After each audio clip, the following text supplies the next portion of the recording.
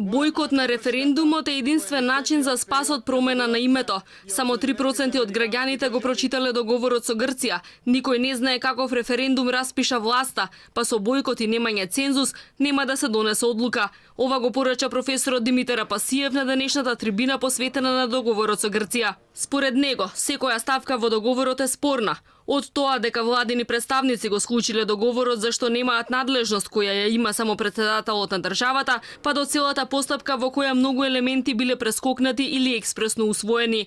Апасиев посочува дека постапката е правен преседан, бидејќи според изборниот законник, референдумот требало да биде распишан пред, а не по склучување на договорот. Клучна грешка според него е тоа што е спомената Европската унија во прашањето. Приклучувањето кон ЕУ не можело да се реши само со консултативен референдум, а за успех било потребно за да гласаат мнозинство од запишаните избирачи, 910.000, а не само 450.000 гласачи. Додаде дека референдумското прашање е двосмислено, содржи повеќе прашања во едно, што е спротивно на Венецијанската конвенција. Кај нас имате три сосема независни, значи имате извесен договор и неизвестно членство во меѓународна организација, тоа е НАТО по член 127 и ЕУ по член 120. Значи три сосема неповрзани ставови.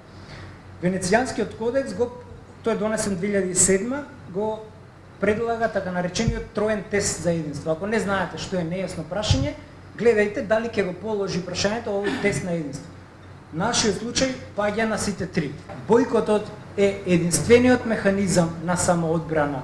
Што е неуспешен референдум? Неуспешен референдум е да нема цензус. Со договорот со Грција не се решаваат проблемите меѓу двете држави, туку се остваруваат нечии геостратешки цели. Досега немало договор каде што едната страна самата на себе би си го укинала името, јазикот и идентитетот, а другата би добила се без да изгуби нешто, предупреди професорката Гордана Силјановска. За неа најспорни се токму идентитетските прашања кои не може да бидат предмет на никаков договор, туку треба да се предмет на самоопределување. Вели од старт се преговарало само за името, за да се дојде до ситуација со негација на македонскиот народ, историја и култура. Го повика Уставниот суд конечно да собере сили и да рече дека прашањето за името е противуставно, непрецизно и нејасно. Што идентитетските прашања не може да бидат предмет на меѓународен договор, тие се право на секоја нација, па и на македонската. Придавката значи негирање на идентитетот.